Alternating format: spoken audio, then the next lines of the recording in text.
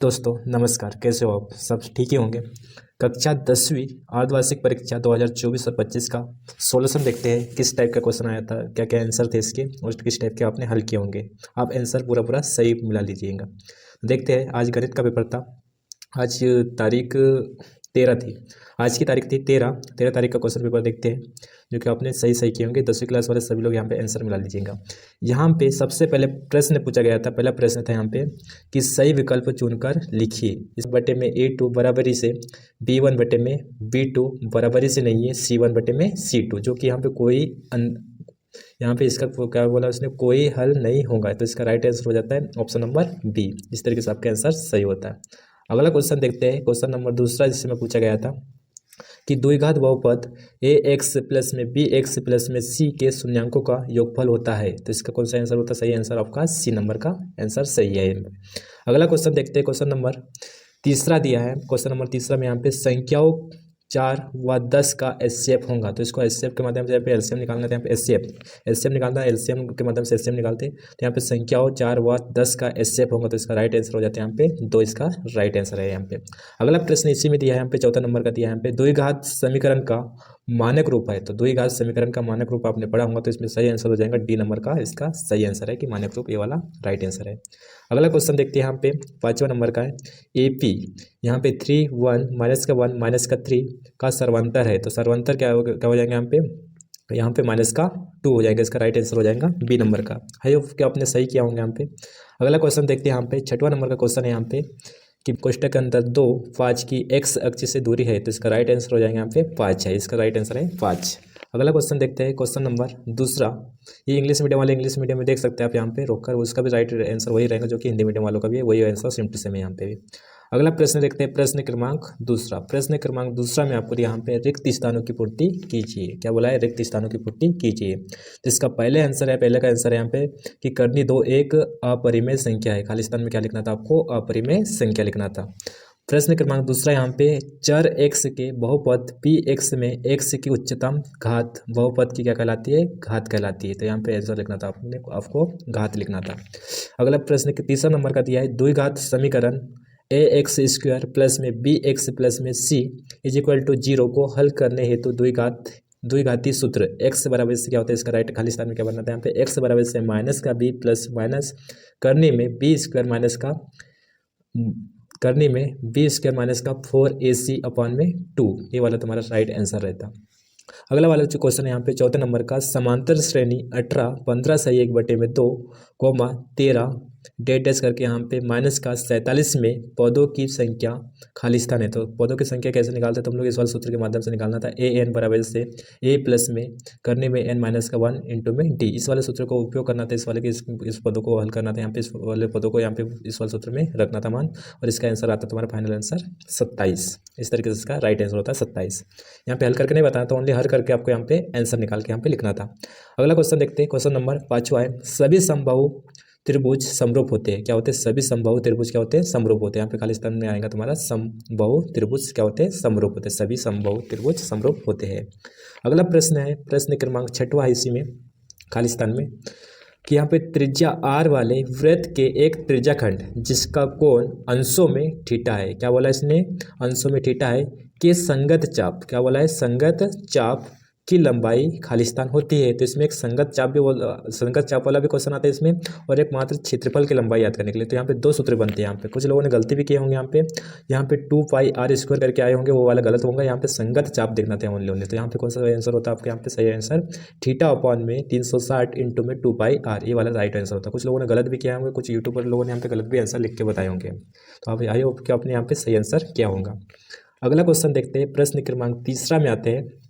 प्रश्न क्रमांक तीसरा है कि यहाँ दिया है निम्नलिखित में सत्य और असत्य लिखिए। क्या लिखना था? सत्य और असत्य। कौन सा सत्य और कौन सा असत्य, इसके बारे में आपको यहाँ पे बताना था और लिखना था यहाँ पे आंसर। तो इसका आंसर देखते हैं अपन। पहला क्वेश्चन क्या दिया था यहाँ पे? द्विघात बहुपद के शून्यांकों का गुणनफल c अपॉन में a होता है। क्या होता है? c अपॉन में a होता है। तो एकदम सही आंसर इसका सत्य आएगा।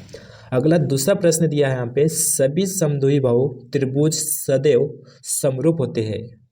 क्या बोला यहाँ पे, सभी समद्विबाहु त्रिभुज सदैव समरूप होते हैं। ये खालिस्तान में भी बना हुआ था, यहाँ पे ध्यान से किसी ने ध्यान दिया होगा तो यहाँ पे समबाहु आएगा, ना कि समद्विबाहु। तो इसका आंसर क्या हो जाएगा, असत्य है। अगला प्रश्न देखते हैं तीसरे नंबर पे कि एक वृत्तखंड का क्षेत्रफल बराबर से संगत त्रिज्याखंड का क्षेत्रफल माइनस का संगत त्रिभुज का क्षेत्रफल। आपको इसका डाउट होगा कि यहाँ पे सत्य आएगा क्या असत्य है, तो इसको आपको बुक में देखना है, एनसीईआरटी की बुक में, बुक नंबर यहाँ पे, बुक का एक जो पेज नंबर है यहाँ पे 250 में इसके आंसर मिलाकर देख लेना, आपके डाउट क्लियर हो जाएंगे। कुछ यूट्यूब पर लोग यहाँ पे गलत आंसर दे रहे हैं यहाँ पे, तो इसका राइट आंसर हो जाएगा यहाँ पे सत्य होगा, इसका आंसर होगा सत्य। अगला क्वेश्चन यहाँ पे तीसरा तो हो गया। चौथा नंबर का है घन का आयतन होता है, तो बराबर से क्या होता है, घन के यहाँ पे एक की घात क्यों, तो ये एकदम सही है। अगला क्वेश्चन है क्वेश्चन नंबर 5 है, त्रिकोणमिति अनुपातों की सहायता से किसी वस्तु की ऊंचाई या लंबाई दो सुदूर वस्तुओं के बीच की दूरी याद की जा सकती है। सुदूर का मतलब दूर वाली वस्तुओं के बीच की दूरी याद की जा सकती है, तो एकदम इसका आंसर हो जाएगा सत्य है।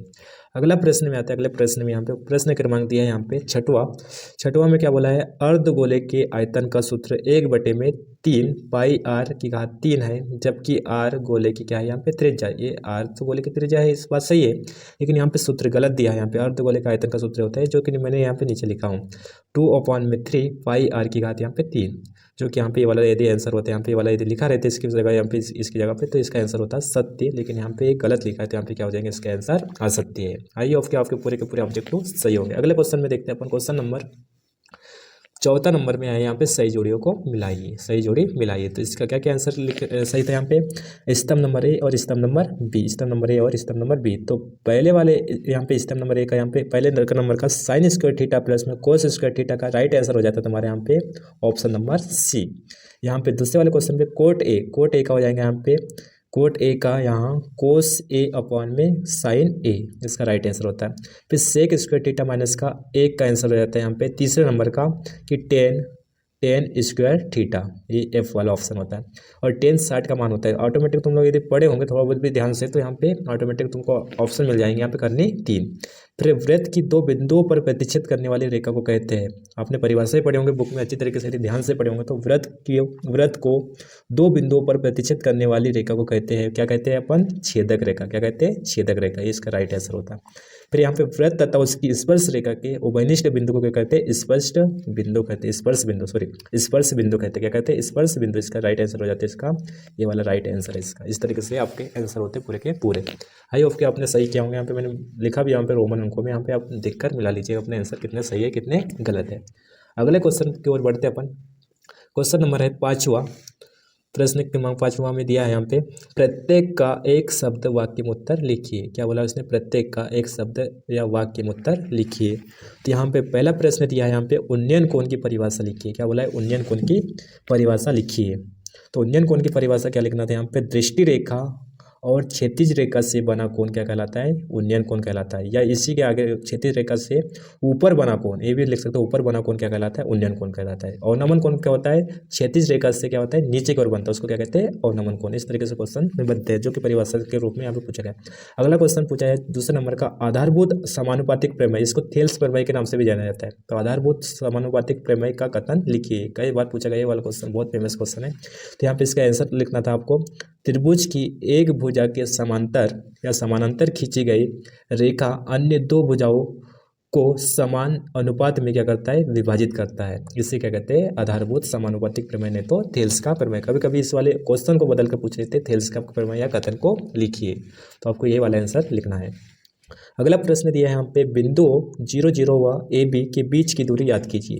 तो इसका सूत्र उपयोग करना था यहाँ पे, ये भी बराबर से करने के अंदर यहाँ पे एक पहले कोष्टक में लिखना था x2 माइनस का x1 पूरे की घात यहाँ पे 2 प्लस में कोष्टक के अंदर y2 माइनस का y1 और कोष्टक 1 और इसकी घात क्या हो जाती है। तो इस वाले सूत्र में आपको मान रखना था इसके दोनों बिंदुओं के, और इसके बाद इसका मान निकाल के बताना था। अगला क्वेश्चन है यहाँ पे चौथे नंबर का, बिंदु P और Q, ये इसके x1 y1 दिया है यहाँ पे, x2 y2 को जोड़ने वाले रेखाखंड PQ के यहाँ पे रेखाखंड PQ के मध्य बिंदु के निर्देशांक लिखिए। तो ये आयता सीधा तुम्हारे बुक में पढ़े होंगे, तो इसमें सूत्र है यहाँ पे PQ बराबर से क्या होता है, कोष्टक के अंदर x1 प्लस में x2 अपान में 2 कॉमन लगा के y1 प्लस में y2 अपान में 2, ये वाला आपको यहाँ पे इतना सा लिखना था। मात्र 1 नंबर का क्वेश्चन था यहाँ पे ऑब्जेक्टिव में। फिर अगला क्वेश्चन यहाँ पे चौथा तो हो गया। 5वां नंबर का है, एक वृत्त की कितनी स्पर्श रेखाएं हो सकती है? तो कितने हो सकती है? अनंत हो सकती है। एक वृत्त की बोला, एक वृत्त समझ लो यहाँ पे इस तरीके से वृत्त बना लिए, इसकी कई स्पर्श रेखा, इधर से भी जा सकते हैं, इधर से भी कई अनंत स्पर्श रेखाएं हो सकती है। इसलिए यहाँ पे क्या लिखना था? अनंत लिखना था, नहीं तो इसका सिंबल बना लेते, तब भी क्या होता है? इसका आंसर सही होता है।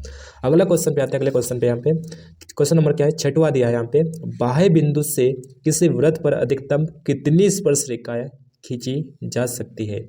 बाह्य बिंदु से बोला उसने, क्या बोला है? बाह्य बिंदु से, जैसे कि एक वृत्त यहाँ पे इस तरीके से वृत्त है और बाह्य बिंदु कहीं पे भी रख दो, बाह्य बिंदु एक बिंदु बाह्य बिंदु, और इसके माध्यम से क्या बोला उसने? वृत्त पर अधिकतम स्पर्श रेखाएं खींची जा सकती है। तो अधिकतम कितनी रेखाएं खींची जा सकती है? मात्र ओनली 2 रेखाएं। तो यहाँ पे इसका राइट आंसर हो जाता है 2।